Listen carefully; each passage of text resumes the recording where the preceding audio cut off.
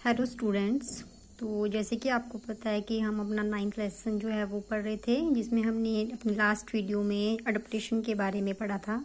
Adaptation ऐसी features थी जो किसी प्लांट या एनिमल को सराउंडिंग में रहने के लिए अडप्ट करती हैं, जिसके अकॉर्डिंग कोई एनिमल जो है वो उस पर्टिकुलर एनवायरनमेंट में जो है वो क्या करता है, अपने आप को ढालता है। उसको हम कहते हैं अडप्टेशन। उसके बाद जो हमारा नेक्स्ट टॉपिक आता है वो है habitat. The surrounding where organism live is called habitat. कि वो सराउंडिंग जहां कोई ऑर्गेनिज्म, प्लांट या एनिमल रहता है, उसको हम क्या कहते हैं, हैबिटेट। फॉर एग्जाम्पल, जैसे कि आप अभी घर में हो अपने, तो आपका जो होम है वो है आपका हैबिटेट। अगर आप स्कूल में हैं तो स्कूल है आपका हैबिटेट। तो हैबिटेट क्या हुआ, द सराउंडिंग। सराउंडिंग जहां कोई ऑर्गेनिज्म रह रहा है उसको हम कहेंगे उसका habitat. The organisms depend for their food, water, air, shelter and other needs on their habitat. Naturally, अब हम वाटर ले रहे हैं अपने हैबिटेट, अपने सराउंडिंग से ले रहे हैं, एयर ले रहे हैं, फूड ले रहे हैं, अपनी सब कुछ जो है वो हम कहाँ से ले रहे हैं, अपने हैबिटेट से। तो लिखा है कि जो ऑर्गेनिज्म है वो अपने हैबिटेट पे फूड, वाटर, एयर, शेल्टर मतलब रहने के लिए जो है वो अपने हैबिटेट पे डिपेंड होता है। Habitat means a dwelling place, a home. Habitat का मतलब होता है एक घर। Several kinds of plants and animals में शेयर द सेम हैबिटेट। कि बहुत तरह के प्लांट्स और एनिमल जो है वो एक हैबिटेट को शेयर करते हैं। जैसे कि हम अपने घर में रह रहे हैं तो वहां पे ह्यूमन बींग्स भी रह रहे हैं, हमारे घर में एनिमल्स भी हैं, हमारे घर में प्लांट्स भी हैं। तो बहुत सारे ऑर्गेनिज्म जो है वो क्या कर रहे हैं, एक हैबिटेट को शेयर कर रहे हैं। The plants and animals that live on land are said to be live in terrestrial habitat. आगे हमारे पास आती हैं हैबिटेट की कैटेगरीज। तो हैबिटेट जो है वो मेनली 2 टाइप्स का होता है। First one is terrestrial habitat and second one is aquatic habitat. तो टेरेस्ट्रियल हैबिटेट वो हैबिटेट हुआ जहां पे प्लांट और एनिमल जो है वो किस पे रहेंगे, लैंड पे, धरती पे रहेंगे, उसको हम कहेंगे terrestrial habitat. Plant and animal that live on land is called terrestrial habitat. जैसे कि टेरेस्ट्रियल हैबिटेट की अगर हम एग्जांपल देखें तो इसमें आ जाएंगे forest, grassland, desert, coastal and mountain region. On the other hand, दूसरा मैंने बताया aquatic habitat, the habitat of plants and animals that live in water. वो हैबिटेट जो कहाँ पे प्रेजेंट है, वाटर में प्रेजेंट है, उसको हम कहेंगे एक्वाटिक हैबिटेट। और एक्वाटिक हैबिटेट मतलब जो पानी में है, तो जैसे पॉन्ड्स हैं, स्वैम्प्स हैं, लेक्स हैं, रिवर्स हैं, ओशंस हैं, ये आगे एक्वाटिक हैबिटेट के एग्जांपल। तो हैबिटेट हुआ the surrounding where organism live is called habitat. Habitat is of 2 types. First one is terrestrial habitat and second one is aquatic habitat. Aquatic habitat ऐसा habitat है जो कहाँ पे प्रेजेंट है, land पे प्रेजेंट है। ठीक है, उसमें आ जाएंगे जैसे ग्रास लैंड है, फॉरेस्ट पे, जो भी हैबिटेट लैंड पे, धरती पे प्रेजेंट है उसको हम कहेंगे टेरेस्ट्रियल हैबिटेट। सेकंड था हमारा एक्वाटिक हैबिटेट। ऐसा हैबिटेट जो वाटर में प्रेजेंट है उसको हम कहेंगे एक्वाटिक हैबिटेट। जैसे कि एग्जांपल है pond, swamps, lakes, rivers, ocean, seas. उसके बाद लिखा है there are large variation in forest, grassland, desert, coastal and mountain region. कि इन रीजन में जो बहुत सारी वेरिएशंस देखने को मिलती हैं, which is located in different kind of the world. This is true for all the aquatic habitat as well. The living things such as plants and animals in a habitat are called biotic components. Various non-living things such as rock, soil, air, water in the habitat constitute non-biotic abiotic components. Sunlight and heat also form abiotic components of the habitat. अब लिखा है कि किसी हैबिटेट में कुछ living things होंगी, कुछ नॉन लिविंग थिंग्स होंगी। जैसे कि हमारा घर है तो घर में हम रह रहे हैं तो हम क्या है, लिविंग है, हम जीव हैं, हम चल सकते हैं, बोल सकते हैं। ठीक है, वो डिफरेंस आ गया लिविंग और नॉन लिविंग के बीच में।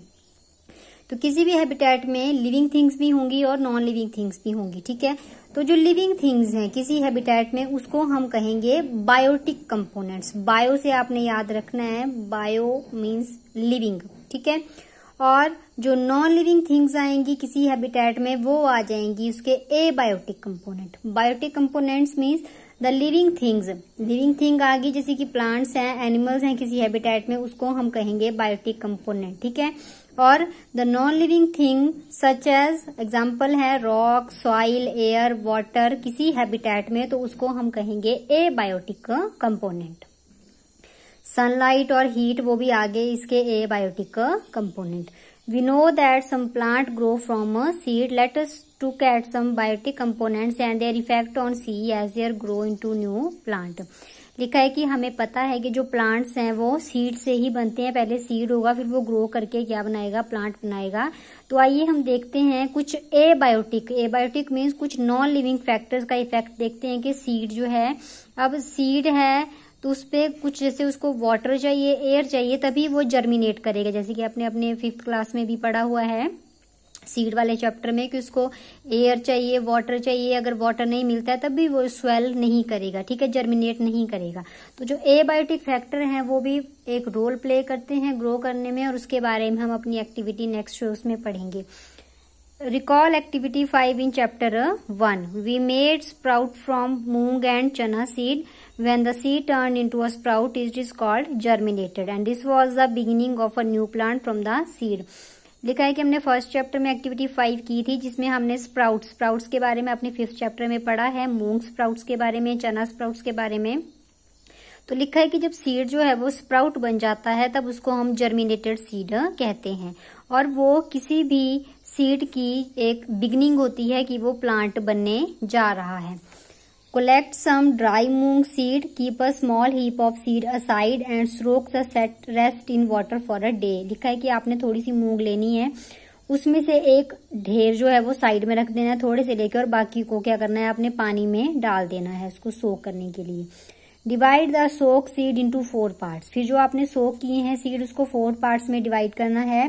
Keep 1 partially completely submerged in water for 3 to 4 days। उसको जो है वो एक को कंप्लीटली पूरी तरह से जो है वो पानी के अंदर डाल देना है 3-4 दिनों के लिए, उसको डिस्टर्ब नहीं करना है, ठीक है।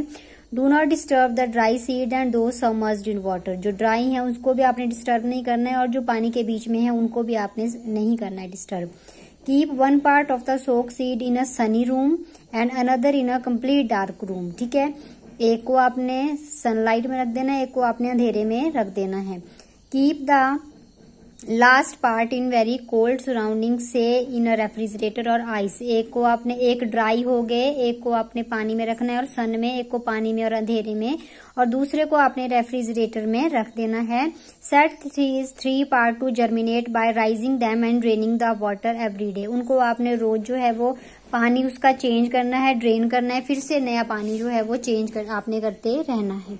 What do you notice after few days? आप कुछ दिनों बाद क्या नोटिस करेंगे? Do the seed in all the 5 parts germinate? क्या सभी पार्ट्स में जो है वो जर्मिनेशन हो जाएगी, मतलब प्लांट्स जो है वो निकलेगा। Do you find slower or no germination in any of these?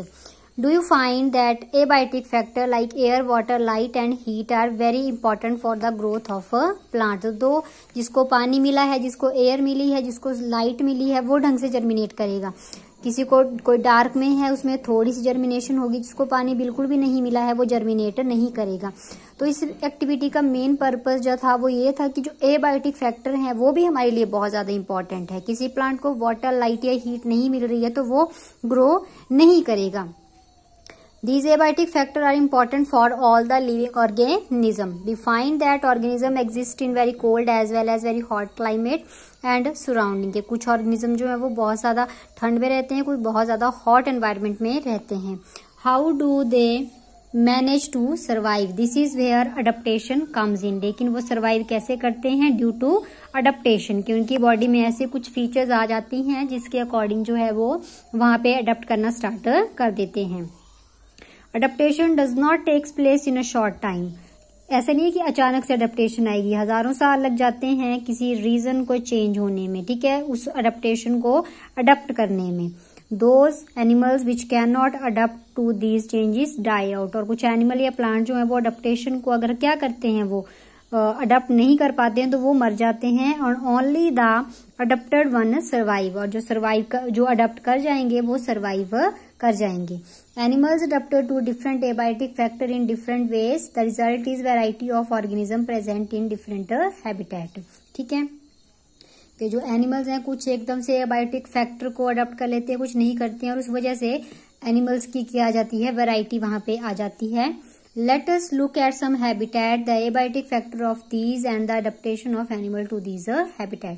आगे आइए हम पढ़ते हैं कुछ हैबिटेट्स के बारे में, उनके एबायोटिक फैक्टर में और उनकी अडप्टेशन के बारे में कि वो उन हैबिटेट्स में कैसे अडप्ट कर रहे हैं। तो आगे इन हैबिटेट्स के बारे में पढ़ेंगे हम अपनी नेक्स्ट वीडियो में। यहाँ तक आपने अपने चैप्टर को जो है वो रिवाइज कर लेना है। ठीक है, थैंक यू।